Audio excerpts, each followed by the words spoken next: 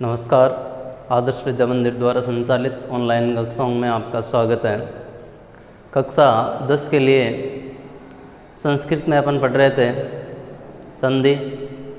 संधि में स्वर संधि के अपने पाठ्यक्रम के अनुसार 2 प्रकार बाकी है, सो अपन आज पढ़ेंगे पूर्व रूप संधि। पूर्व रूप संधि। पूर्व रूप के अंदर सर्वप्रथम इसकी पहचान,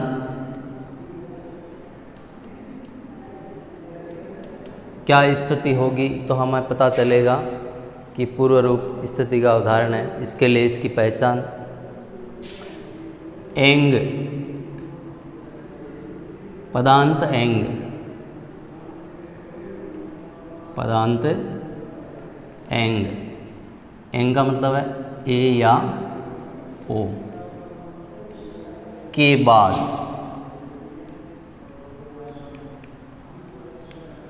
ह्रस्व आकार के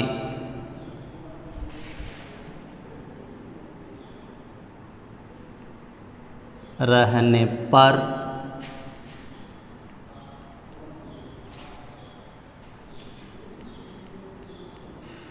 उसका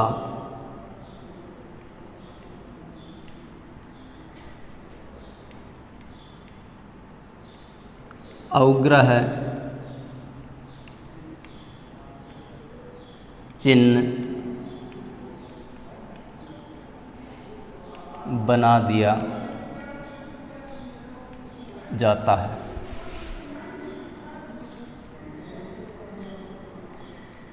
देखिए, पदांत यानी पूर्व पद के अंत में ए या ओ होगा, उसके बाद ह्रस्व अ आकार यानी अ आएगा।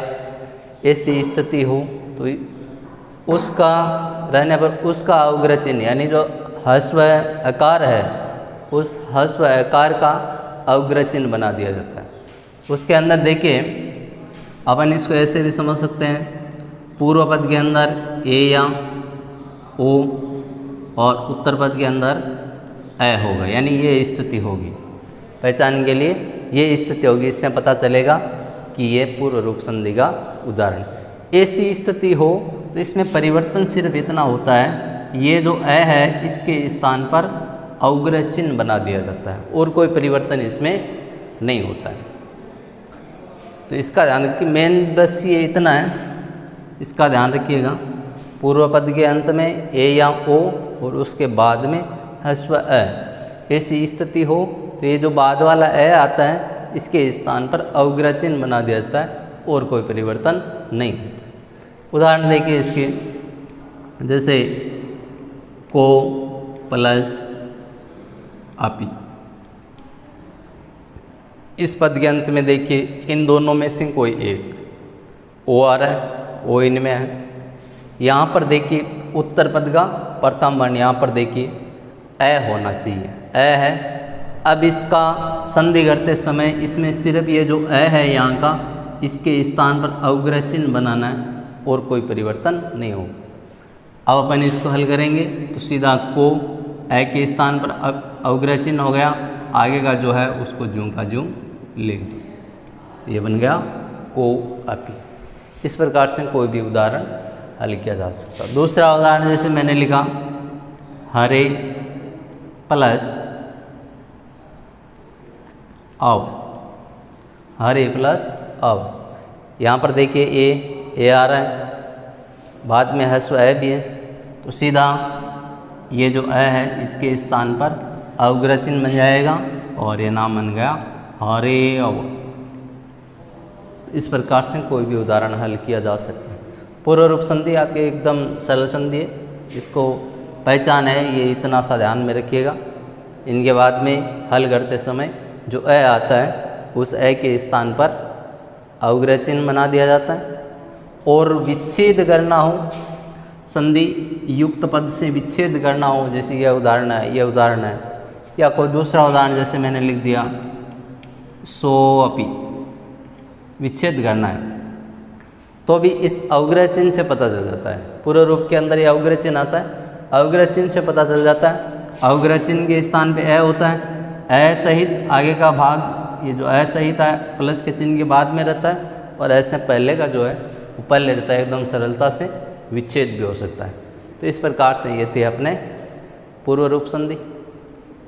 आगे अपने सहायक सामग्री के माध्यम से, पाठ्य पुस्तक के माध्यम से इसके अन्य उदाहरणों को देखिए, ज़्यादा से ज़्यादा हल कीजिए, एकदम सरलता से समझ में आ जाएगी।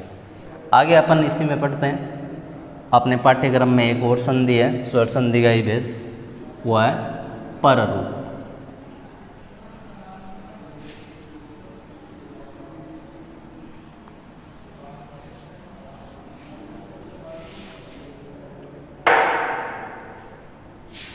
आगे वाले अपन पढ़ रहे हैं पररूप संधि।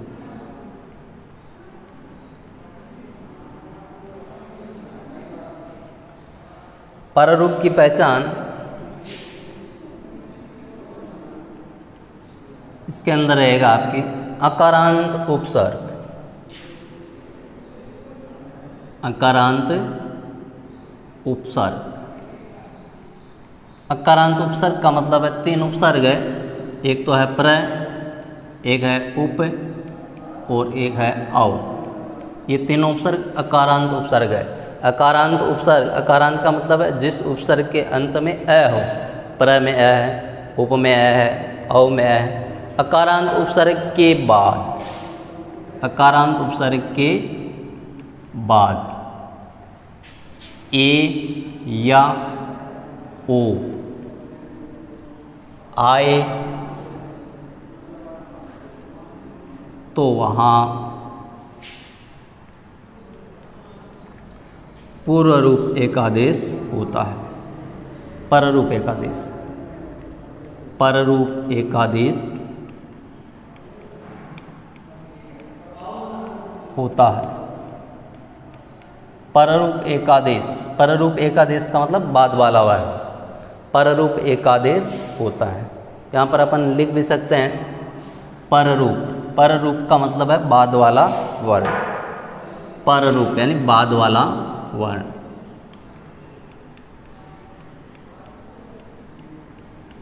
आगे लिख सकते हैं एकादेश होता है।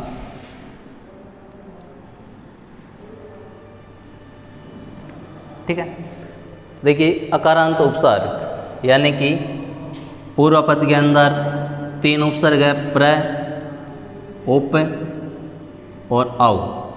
अकारांत उपसर्ग और अकारांत उपसर्ग के तुरंत बाद आगे या तो मिलेगा आपको ए या मिलेगा ओ।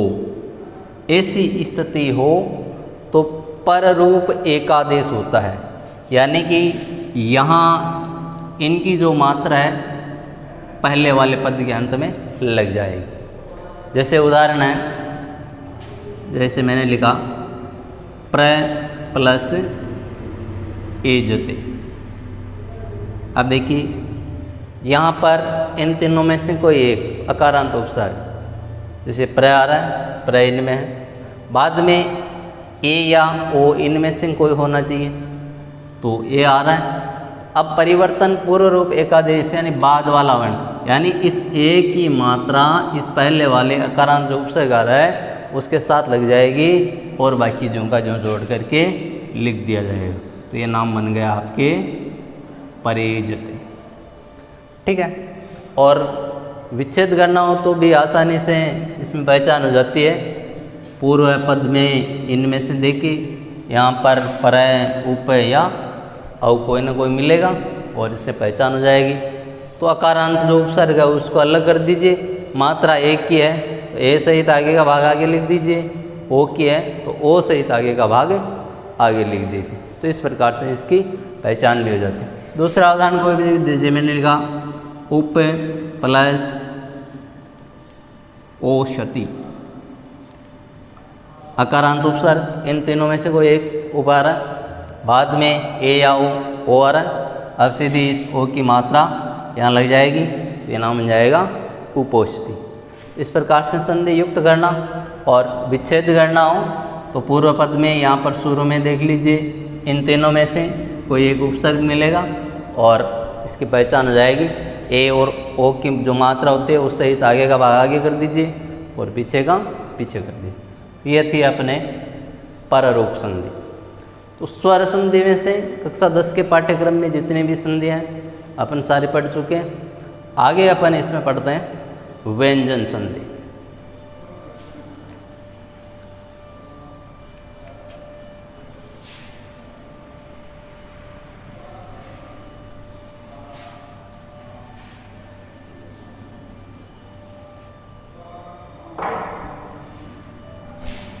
नेक्स्ट है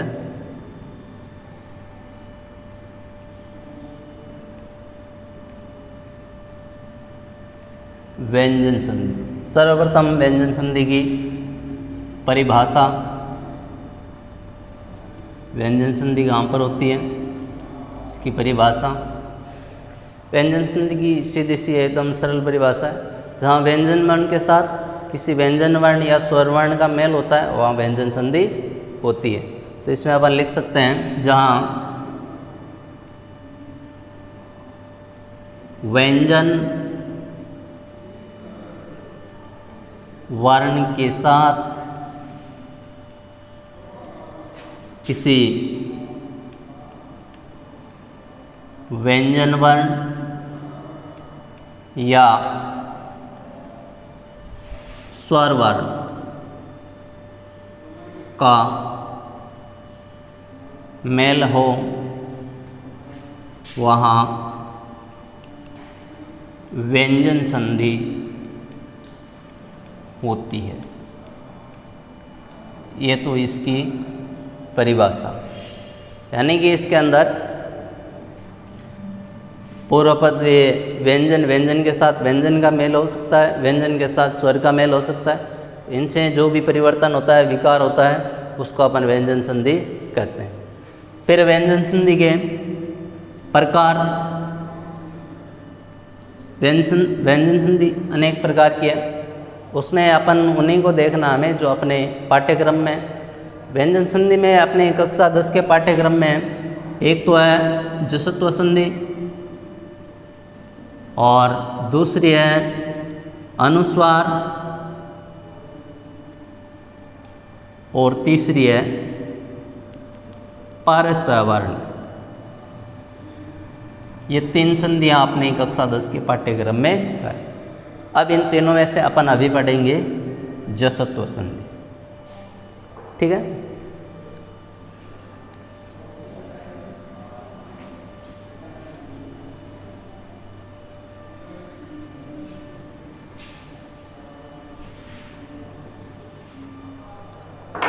अब ध्यान से समझना, बहुत सरल भी है और परीक्षा की दृष्टि से बहुत इम्पोर्टेंट भी है। अच्छे इसके उदाहरण आते हैं हर एग्जाम में लगभग।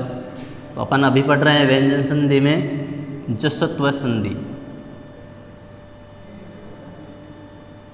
जसत्व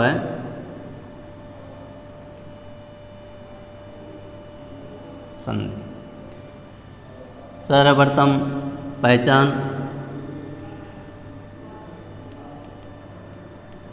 पहचान के लिए देखिए, इसमें एक सूत्र होता है। सूत्र है इसका झलाम जसो अंते। ये सूत्र कहता है कि जसत्व संधि के अंदर झल वर्णों के स्थान पर जस वर्ण हो जाते हैं, झल वर्णों के स्थान पर जस वर्ण हो जाते हैं।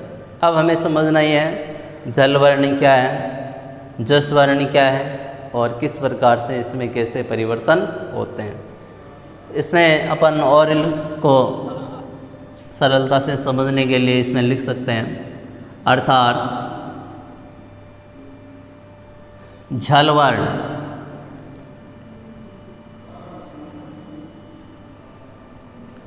झल वर्ण का मतलब है प्रत्येक वर्ग का पहला, दूसरा, तीसरा, चौथा वर्ण है और तीनों स है। तीनों स ये सभी वर्ण कहलाते हैं झल वर्ण। झल वर्ण इसमें अपन यहाँ पदांत लिख सकते हैं। पदांत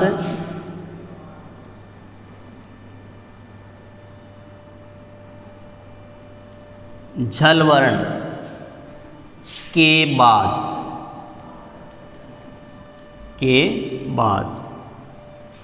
कोई भी स्वर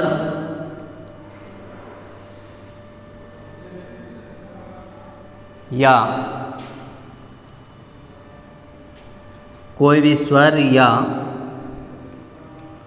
प्रत्येक वर्ग का तीसरा, चौथा, पांचवा वर्ण है और य, र, ल और व। पूर्व पद के अंत में पदांत, पूर्व पद के अंत में झलवर्ण, झलवर्ण का मतलब है प्रत्येक वर्ग का पहला, दूसरा, तीसरा, चौथा है और तीनों से के बाद कोई स्वर या प्रत्येक वर्ग का तीसरा, चौथा, पांचवा है या ये अलावा हो तो वहाँ जसत्व संधि होती है। जसत्व संधि होती है और जसत्व में झल वर्णों के स्थान पर जस वर्णादेश होता है। अब आगे देखिए, इसको और अच्छे से समझने के लिए झल वर्ण कैसे हैं और उसके स्थान पर जस वर्ण कैसे होगा, क्या होगा, इसको समझने के लिए बहुत अच्छे से हमें देख लेना चाहिए। देखिए सर्वप्रथम क वर्ग, जैसे क, ख, ग, घ और एक इसमें रहता है, ये सभी हलंत है। इनके बाद में च वर्ग, च, छ, ज, झ और इस वर्ग में एक रहता है स, तालवे स। फिर ट वर्ग, ट, ठ, ड, ढ और इस वर्ग में रहता है मूर्धन्य स। फिर त वर्ग, त, थ, द, ध और इस वर्ग में रहता है दंत स। फिर प वर्ग, प, फ, ब और भ, ये सभी जल वर्ण है।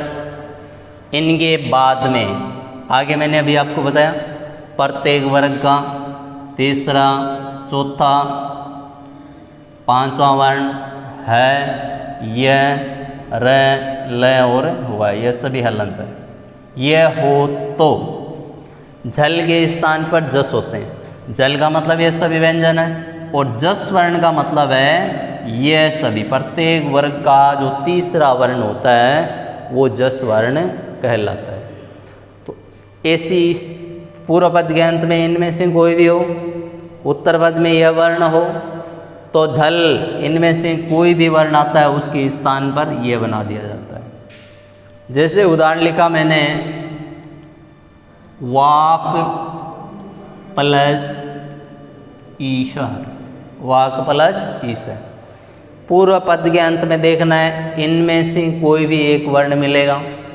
जैसे यहाँ पर क आ रहा है, अब क इस वर्ग का है, अब ये जिस वर्ग का है इसके स्थान पर उसी वर्ग का जस वर्ण का जो जस वर्ण है वो हो जाएगा। तो क वर्ग का जस वर्ण है ग। अब यहाँ पर इस क के स्थान पर अपन ग बना देंगे, बाकी जोड़ करके ज्यों का ज्यों लिख देंगे। समझ रहे हो? जैसे इसमें यहाँ पर क था इसलिए हमने जस वर्ण क वर्ग वाला लिखा। यहाँ पर च वर्ग का कोई भी वर्ण हो, इन शब्द में से कोई भी हो, उसके स्थान पर च वर्ग का जो है वो बन जाएगा ज। और यहाँ पर यदि ट वर्ग का हो तो ट वर्ग का जस वर्ण बन जाएगा। त वर्ग का यदि है तो त वर्ग वाला बन जाएगा। प वर्ग का यदि है तो प वर्ग वाला बन जाएगा। ध्यान रहे झल वर्ण कौन कौन से, इनका ध्यान रखना है। बाद में क्या होगा, यहाँ पर लिखा था मैंने स्वर, हमने लिखा स्वर। जैसे इसमें क झल वर्ण आ रहा है, बाद में कोई स्वर या प्रत्येक वर्ग का तीसरा, चौथा, पांचवा है और ये रलव है, ये सभी इनमें से कोई भी हो। जैसे ई आ रहा है, ई स्वर है और पूर्व के अंदर झल वर्ण है। अब इस जल वर्ण के स्थान पर जस वर्ण, जस वर्ण का मतलब मैंने ये लिख दिया। अलग से आप यहाँ पर लिख सकते हैं अलग से। जस वर्ण, जस वर्ण का मतलब हो गया ग, ज, ड, द और ब, ग, ज, ड, द, ब, ये सभी है जस वर्ण। बस इतना ध्यान रखना आप। अब इसका आप कोई भी उदाहरण हल कर सकते हैं आसानी से। जैसे मैंने उदाहरण लिखा, आगे ऊपर से मिटा देता हूँ।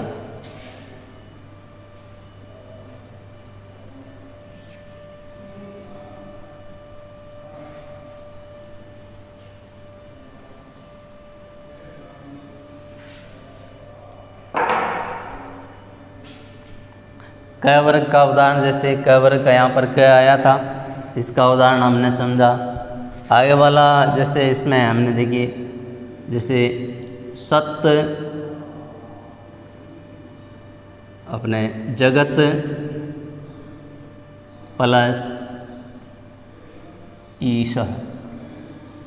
अब देखिए इसके अंदर सर्वप्रथम पूर्व पद के अंत में देखना है झल वर्ण, इनमें से कोई भी तय आ रहे हैं, तय इस तय वर्ग का है। आगे इनमें से कोई हो, आगे स्वर आ रहे हैं, स्वर इनमें होते हैं। अब ये जल वर्ण है, इसके स्थान पर जस वर्ण होगा। और जस वर्ण कौन सा होगा? ये जिस वर्ग का है इसके स्थान पर उसी वर्ग का, ये तय वर्ग का है तो तय वर्ग का जस वर्ण है आपके द, तो अब इसके स्थान पे हो जाएगा द और ये नाम बन जाएगा जगदीश। इसी प्रकार जैसे मैंने लिखा सुप प्लस अंतः। अब देखिए यहाँ पर प आ रहा है, प जलवर्ण है, ये जितने भी है ना ये सभी हलंत है, इनका ध्यान रखना। यहाँ पर प आ रहा है, प इसके अंदर है। अब ये प जिस वर्ग का है इसके स्थान पर इसी वर्ग का प वर्ग का जस वर्ण है ब, तो यहाँ पर हो जाएगा ब और ये अपने नाम बन जाएगा सुबंता। और कोई भी उदाहरण देख सकते हैं आप। जैसे उदाहरण लिखा मैंने वाक प्लस ईश्वरी। क आ रहा है, क जल वर्ण का है। अब क ये जिस वर्ग का है इसके स्थान पर उसी वर्ग का ये जस वर्ण हो जाएगा। क वर्ग का जस वर्ण है ग, तो इसके स्थान पर बन जाएगा ग और अपन जोड़ेंगे तो ये नाम बन गया वागीश्वरी। तो इस प्रकार से जसत्व संधि का कोई भी उदाहरण अपन हल कर सकते हैं। और विच्छेद करना हो तो भी ध्यान से देखिए, पूरे जो उदाहरण होता है अपने सामने उसको ध्यान से देखिए। आपको जो उदाहरण है इसके अंदर इन ये जस वर्ण है बीच के अंदर कहीं ना कहीं आपको मिलेगा। और अपने पाठ्यक्रम में सीधा सा प्रथम वर्ण के स्थान पर तृतीय बनाना, तो यहाँ पर लगभग कह आपको ज़्यादातर उदाहरणों में जिस वर्ग का है उस वर्ग का पहला वर्ण मिलेगा, पहले के स्थान पर तीसरा बनाया जाता है। तो आपको ज़्यादातर उदाहरणों में ये वैसे कोई भी हो सकता है इन पांचों में से, लेकिन ज़्यादातर उदाहरणों में अपने ये पहले वाले हैं ये आते हैं। तो ध्यान से जो तीसरा है इसके स्थान पे पहला, या और अच्छे से समझने के लिए अर्थ के अनुसार निकालिए। आगे जो बच रहा है उसको ज्यों का ज्यों लिख दीजिए। इसी प्रकार जैसे अपने इसके कोई भी उदाहरण जो है अपनी पाठ्य पुस्तक से ज़्यादा उदाहरणों को छांटिए और जितना हो सके ज़्यादा से ज़्यादा उदाहरण हल कीजिए। इसके खूब सारे उदाहरण आपको मिल जाएंगे और अच्छे से सरलता से हल किया जा सकता है। आज के लिए अपने इस कक्षा में इतना ही। अव्यंजन संधि के जितने भी जो एक तो अनुस्वार बची है और एक परसवर्ण बची है, आगे वाली कक्षा में पढ़ेंगे। फिलहाल इतना ही।